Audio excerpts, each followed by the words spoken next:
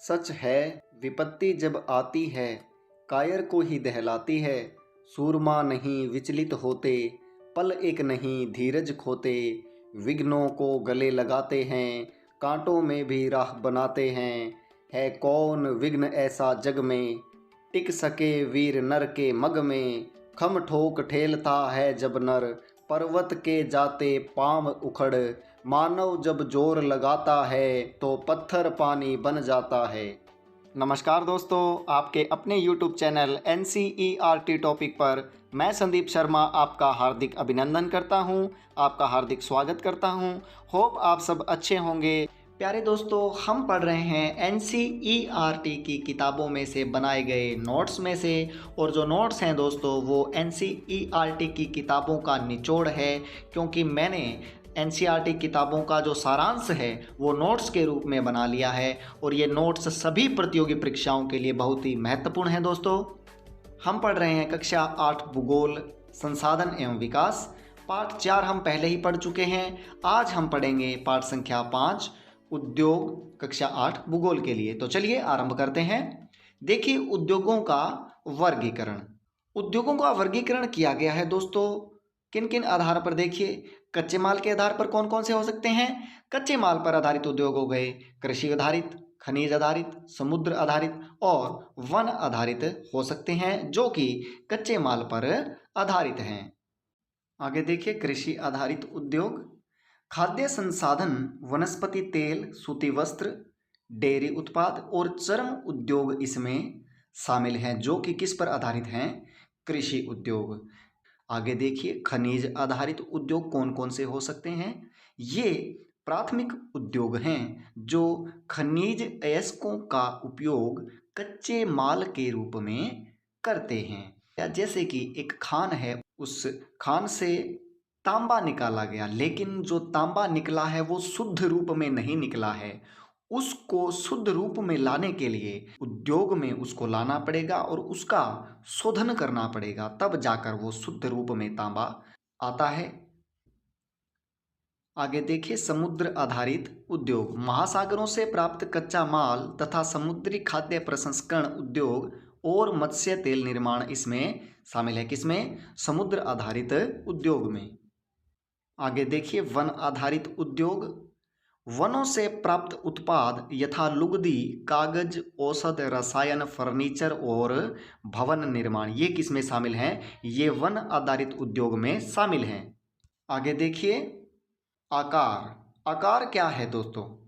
सामान्य शब्दों में यदि मैं आकार को बताऊं तो कि आकार एक उद्योग में कितने लोग कार्य कर रहे हैं, वो कितना बड़ा है और उसमें कितनी पूंजी उसमें लगाई गई है, उसका आकार क्या है। सामान्य शब्दों में यही है, समझिए इसको।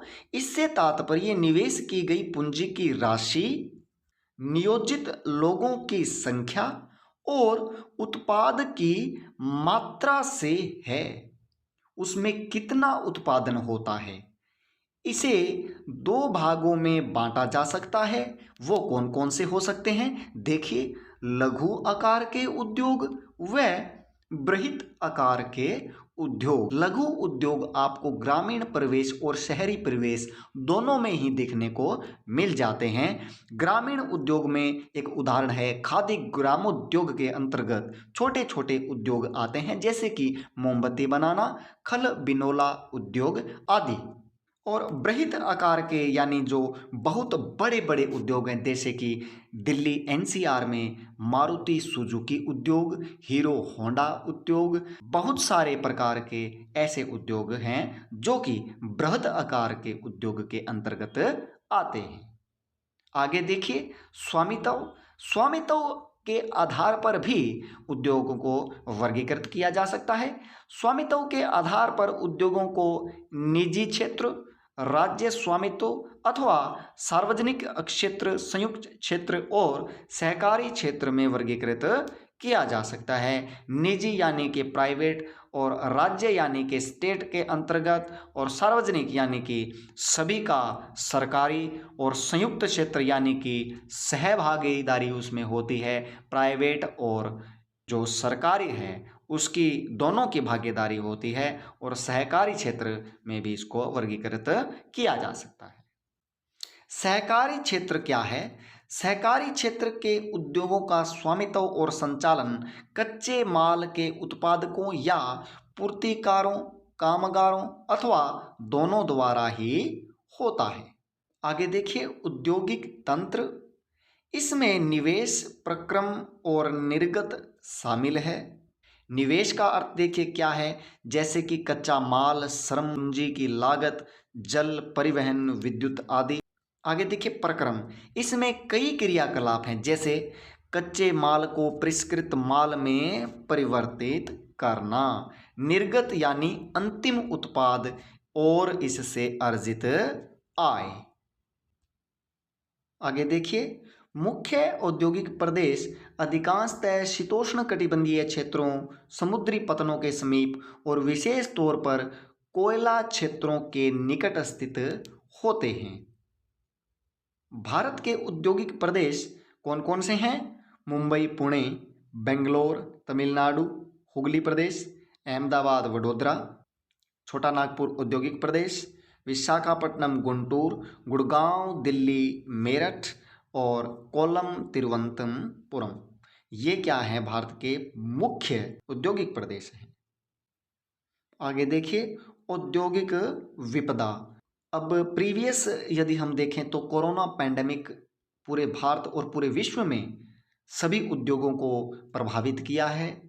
कोई भी विकट परिस्थिति के अनुसार उद्योगों का बंद हो जाना या उद्योगों का निर्माण कम हो जाना, बहुत ही कम हो जाना, या कोई ऐसी प्राकृतिक विपदा उस पर आ पड़े जिसके कारण वो उद्योग बंद हो जाए, उसको हम औद्योगिक विपदा कह सकते हैं। देखिए जैसे कि भोपाल में 3 दिसंबर 1984 को अब तक की सबसे बड़ी त्रासदीपूर्ण औद्योगिक घटना वो हुई है। यह एक प्रौद्योगिक दुर्घटना थी। सभी को पता है कि भोपाल गैस त्रासदी बहुत ही बड़ी त्रासदी थी और अब जो प्रीवियस एक कोरोना महामारी है वो भी बहुत ही त्रासदीपूर्ण औद्योगिक दुर्घटना के रूप में उसको देख सकते हैं हम, क्योंकि उसमें इंसानों की तो हानि हुई ही हुई है, लेकिन उसके साथ में उद्योगों की भी जो स्थिति है वो बहुत ही खराब हुई है और जो ज़्यादा जो लघु उद्योग हैं, कुटीर उद्योग हैं, उनको एक बहुत बड़ा नुकसान उठाना इस पैंडेमिक के दौरान पड़ा है। देखिए भोपाल गैस त्रासदी जो दुर्घटना है, जिसमें क्या हुआ था, यूनियन कार्बाइड के कीटनाशी कारखाने से हाइड्रोजन साइनाइड तथा प्रतिक्रियाशील उत्पादों के साथ साथ अत्यंत विषैली कौन सी मिथाइल आइसोसाइनेट यानी MIC गैस का रिसाव हुआ था। 1989 में सरकारी सूचना के अनुसार 35,598 व्यक्तियों की मृत्यु हो गई थी, डेथ हो गई थी। आप अंदाज़ा लगा सकते हैं कि कितनी ज़्यादा बड़ी ये दुर्घटना उस समय हुई थी। ये औद्योगिक त्रासदी है, औद्योगिक दुर्घटना थी दोस्तों। आगे देखिए 23 दिसंबर 2005 में चाइना के गाओकायो चोयागिंग में गैस कूप विस्फोट से 243 यानी कि 243 लोगों की डेथ यानी मृत्यु तथा 9,000 लोग दुर्घटनाग्रस्त हो गए थे। आप अंदाज़ा लगा सकते हैं कि कितनी बड़ी ये दुर्घटना हुई थी। आगे देखिए उभरते उद्योग सनराइज उद्योग के नाम से भी जाने जाते हैं। इनमें सूचना प्रौद्योगिकी, स्वास्थ्य लाभ, सत्कार तथा ज्ञान शामिल हैं। सूचना प्रौद्योगिकी उद्योग के मुख्य केंद्र मध्यवर्ती कैलिफोर्निया के सिलिकॉन घाटी में और भारत के बेंगलुरु प्रदेश में हैं। प्रगलन क्या है? प्रगलन ऐसी प्रक्रिया है जिसमें धातुओं को उसके अयस्कों द्वारा गलनांक बिंदु से अधिक तपाकर निष्कर्ष किया जाता है। वह क्या है? प्रगलन है। आगे देखिए मिश्र धातु इस्पात को असामान्य कठोरता, दृढ़ता और जंग प्रतिरोधक क्षमता प्रदान करती है। इस्पात प्रायः आधुनिक उद्योगों का मेरुदंड कहलाता है। इस्पात लगभग सभी उद्योगों के लिए बहुत ही महत्वपूर्ण होता है। अब भारत में जो महत्वपूर्ण इस्पात केंद्र है वो कौन कौन से हैं, बहुत ही इम्पोर्टेंट है, जो लगभग परीक्षाओं में पूछे जाते हैं, चाहे आरआरबी ग्रुप डी हो चाहे सीटेट हो, लगभग ये पूछे जाते हैं। भद्रावती और विजयनगर कहाँ पे है? कर्नाटक में। विशाखापट्टनम आंध्र प्रदेश में। भिलाई छत्तीसगढ़ में ये कब बना? 1955 में। दुर्गापुर पश्चिम बंगाल में 1950। बर्नपुर पश्चिम बंगाल 1950। सेलम तमिलनाडु में। जमशेदपुर झारखंड में। राउरकेला उड़ीसा ये 1955 में। बोकारो झारखंड में 1965 में। देखिए जमशेदपुर 1947 से पूर्व भारत का एकमात्र इस्पात कारखाना था। कौन सा? Tata iron and steel company limited यानी कि टिस्को। यह निजी स्वामित्व में था, यानी ये क्या था? प्राइवेट था। स्वतंत्रता के पश्चात सरकार ने इसका अधिग्रहण कर लिया, इसको अपने अंडर में ले लिया। झारखंड में स्वर्ण रेखा और खरकई नदियों के समीप साकची में सन 1907 में टिस्को की शुरुआत की गई थी। महत्वपूर्ण है, टिस्को की शुरुआत कब हुई? साकची में सन 1907 में। बाद में साकची का नाम बदलकर क्या कर दिया गया? जमशेदपुर रखा गया था। यह स्थान बंगाल नागपुर रेल मार्ग पर काली माटी स्टेशन से मात्र 32 किलोमीटर दूरी पर था। बहुत ही इम्पोर्टेंट है जमशेदपुर कारखाना। टिस्को को झारिया कोयला क्षेत्रों से कोयला और ओडिशा तथा छत्तीसगढ़ से लौह अयस्क प्राप्त होता है। जमशेदपुर में टिस्को की स्थापना के बाद कई अन्य औद्योगिक संयंत्र स्थापित किए गए। इनमें रसायन, इंजनों के पुर्जे, कृषि उपकरण, मशीनें, केबल, तार, टीन की चादरें आदि का उत्पादन किया गया। आगे पढ़ते हैं। भारतीय लोहा इस्पात उद्योग में बृहत समाकलित इस्पात संयंत्रों के साथ साथ लघु इस्पात मिल भी सम्मिलित हैं। इसमें द्वितीयक उत्पादक रोलिंग मिल और सहायक उद्योग भी शामिल हैं। आगे देखिए, एक शहर है पिट्सबर्ग। यह यूएसए का एक महत्वपूर्ण इस्पात नगर है। इसे लौह अयस्क मिनेसोटा की लोहे की खानों से प्राप्त होता है, जो पिट्सबर्ग से 1500 किलोमीटर दूर है। ओहियो, मोनोगहेला और एल्गनी नदियों से इसको जल प्राप्त होता है। ये यूएसए की नदियां हैं दोस्तों। इन नदियों से पिट्सबर्ग जो उद्योग है, इस्पात नगरी है, उसको जल प्राप्त होता है। ग्रेट लेक के नाम से सुपीरियर, ह्यूरन, ओंटारियो, मिशिगन और एरी हैं। इन सब में सुपीरियर झील सबसे बड़ी है, जो अन्य की तुलना में उच्च ऊर्ध्वाधर पर स्थित है। आगे देखिए, रेशे प्राकृतिक या मानव निर्मित हो सकते हैं।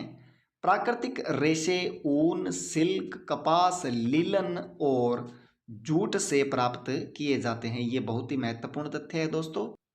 आगे देखिए, मानव निर्मित रेशों में कौन कौन से हैं? नायलॉन, पॉलिएस्टर, एक्रिलिक और रेयॉन शामिल हैं। ये एक्रिलिक जो है वो पूछा गया था दोस्तों सीटेट में। ये क्या है? मानव निर्मित रेशा है। ढाका का मलमल, मसूलीपट्टनम के छींट, कालीकट के कलीकों तथा बरहानपुर, सूरत व वडोदरा के सुनहरी जरी का काम सूती वस्त्र गुणवत्ता और डिजाइनों के लिए विश्वविख्यात थे। पहली सफल यंत्रीकृत वस्त्र मिल मुंबई में 1854 ईस्वी में स्थापित की गई थी। बहुत ही इंपॉर्टेंट बिंदु है और परीक्षाओं में अक्सर ये पूछा जाता है। कोयंबटूर, कानपुर, चेन्नई, अहमदाबाद, मुंबई, कोलकाता, लुधियाना, पुडुचेरी और पानीपत महत्वपूर्ण सूती वस्त्र केंद्र हैं। देश में प्रथम वस्त्र उद्योग 1818 ईस्वी में कोलकाता के समीप फोर्ट गैलेस्टर में स्थापित हुआ था, लेकिन कुछ समय बाद यह क्या हो गया था? बंद हो गया था। बहुत ही महत्वपूर्ण है। आगे देखिए, अहमदाबाद। अहमदाबाद गुजरात में साबरमती नदी के तट पर स्थित है। 1859 में यहाँ पहली सूती मिल स्थापित की गई थी। अहमदाबाद को प्रायः भारत का मानचेस्टर कहा जाता है। बहुत ही महत्वपूर्ण तथ्य है ये। आगे देखिए, ओसाका जापान। ओसाका जापान का एक महत्वपूर्ण वस्त्र निर्माण केंद्र है। जापान का मैनचेस्टर किसको कहा जाता है? ओसाका को कहा जाता है। योडो नदी मिलों के लिए पर्याप्त जल उपलब्ध कराती है। कौन सी नदी? योडो नदी। कहाँ पर है ये? जापान में। क्या है? ओसाका शहर, और जो कि एक वस्त्र निर्माण केंद्र है, जो कि जापान में बहुत ही प्रसिद्ध है। तो दोस्तों, आज की कक्षा आपको कैसी लगी ये कमेंट करके ज़रूर बताएं, और यदि आप चैनल पर नए हैं तो चैनल को ज़रूर सब्सक्राइब करें और वीडियो को लाइक करें, ज़्यादा से ज़्यादा शेयर करें। आप दृढ़ संकल्प लेकर अच्छे से पढ़ते रहिए और कड़ा संघर्ष करते रहिए। आपको एक दिन अवश्य ही सफलता प्राप्त होगी। इसी शुभकामनाओं के साथ जय हिंद, जय भारत।